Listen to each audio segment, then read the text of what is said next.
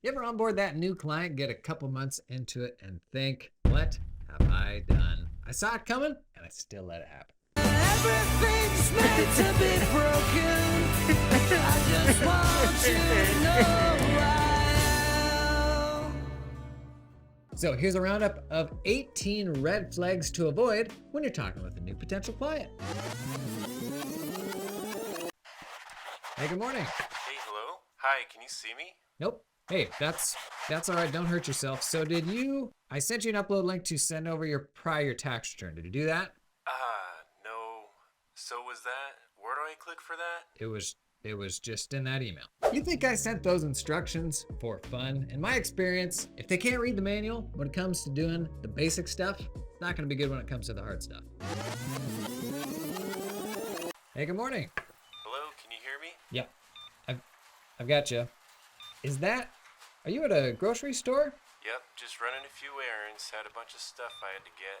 What have you got? Well, like my email said, this is a discovery call for us to get to know each other a bit. Would you like to round up to $7 and donate to LLC Owners International today? And take a look at you want to just do this another time or just never. If it's immediately clear that what you're doing for the person is an afterthought for them and they can hardly be bothered to give you the time of day, it's just not going to be good. If it's clear they don't care about what you do, then you're never going to feel appreciated. So I noticed you don't run any payroll, but you've got like $600,000 in contract labor. Yep. Is that, well, do you? That's just how we do it. We've done it that way from the beginning. We've always done it that way, or that's just not how I do things. Well, who the hell are you and why are you asking me for advice?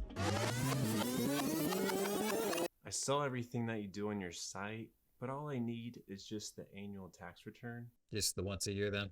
Yep, just the K1. I've got a plan for everything else. The old form filler paradox. I just need you for this one very specific thing. The implication there being that your expertise won't inform what they actually need, because they've already got that all figured out.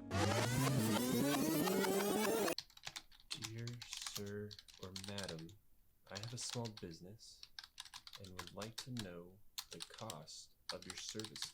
Regards, Peter Walterman. Like you're a McDonald's. Listen, Peter, cost matters, but it isn't consideration number one. And when they don't give you any sort of context, size of the business, what they think they need, anything to frame the scope, they fundamentally don't understand how that sort of thing works. I have a little side business, but I've got all the accounting put together. It should be pretty simple. Okay, what system are you using for your accounting?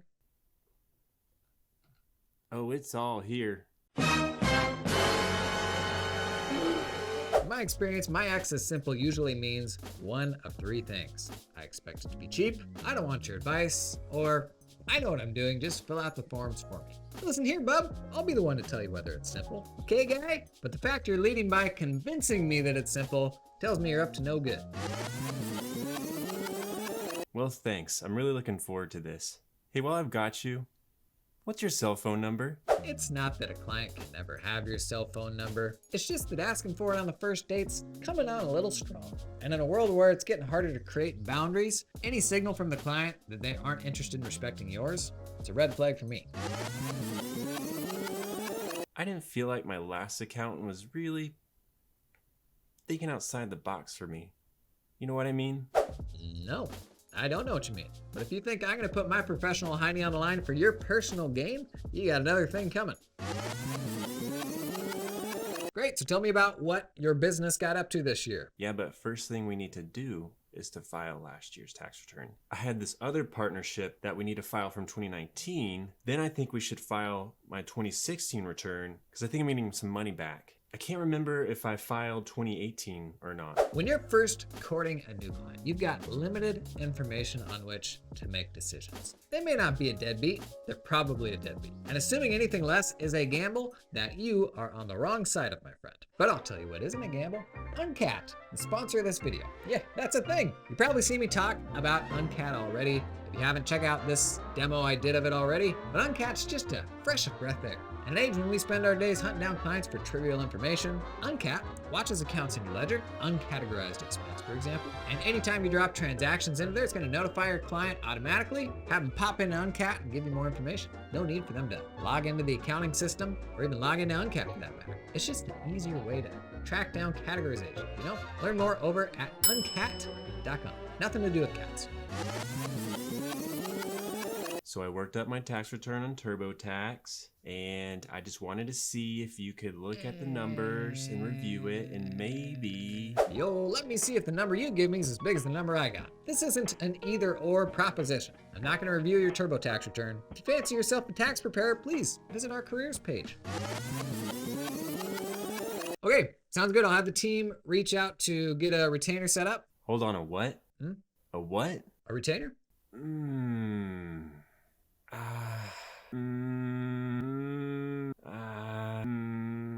Deposits are actually a great way to suss out just how happy that person will be to give you their money. Do you need that deposit? Is it crucial for your business? Probably not, but it's a great filter to weed out the sticklers. Because if they won't part with that money now when they need something from you, what makes you think they're gonna do it later? So my stuff is pretty simple. And my last accountant was charging me way too much. Who was your last accountant? Yeah, it's the guy down by the food trucks. He has this little RV he does his tax work out of. Boo. When they say both, my stuff is simple and the fees were too high, unless they're coming from regional or big four, usually means they just don't understand how complex their work is. And frankly, I don't want to have to be the person to help them understand. Now here's what I don't want. Give it to me. I don't want to be moved around your firm, talking to other people other than you. Well, I've got a support team that helps move our projects forward. I definitely don't do it all myself. I only want to work with one person. I have a special price for that type of client, and that price is go somewhere else. Great to meet you. Tell me a bit about your business. Yeah, so, well, my real question is if we start taking payment in Bitcoin, does that mean we have to... Nope. Here's the thing. When that person keeps pushing for an answer on a very specific question, as soon as you give them that answer, you're never going to hear from them again. They want a bit of free advice, and they'll be on their way. And that's good for them, but that's not good for you. So how did you find our firm? Well, I've been working with this other guy for a while, but he told me it'd be best to look for a new firm. So did they retire, or? No, to be honest, I'm not sure why. And I don't want to find out. It just seemed like every year we're getting these big increases in fees. Welcome to professional services. This is a big one, and you want to be careful you aren't just collecting the price-sensitive clients from every other firm in town when those other firms increase prices. Otherwise, before you know it, you'll have collected all the cheapskates in town. Listen, I'm here because I don't like paying tax. You don't like paying tax, do you? That's why I left my last guy. Yeah, duh. This guy's usually a friend of the creativity guy. You like to color outside the lines. I've just been having a heck of a time finding an accountant that'll work for us. We've gone through 3 in 5 years. There are a lot of bad accountants out there. There actually are. And this might be a reasonable person. But when you're making decisions on limited information, it can be easy to think, oh, this time it'll be different. We'll solve their problems. Yep, you probably won't though. There you go, 18 red flags. What did we miss? Check out the comments for more red flags. And thanks to Logan Graff for joining in on the fun. Be sure to check out his YouTube channel. It is totally not bad. And if you're looking for a way to automatically weed out those red flag clients, check out this automated client intake video I did. All right, gonna do some multiple takes because I'm not sure exactly what you're trying to get. The emotion. Yep. Look at that. Wow. Woo! Somebody won't stop messaging me? Jeremy specifically won't stop messaging me? Yeah, but maybe we should do that too. Green, everything is hard. Nope. I heard that if you file singly, that's better. Focus, just to focus on stuff that's like this top, middle, third. As soon as I get out here, your eyeballs just start bleeding.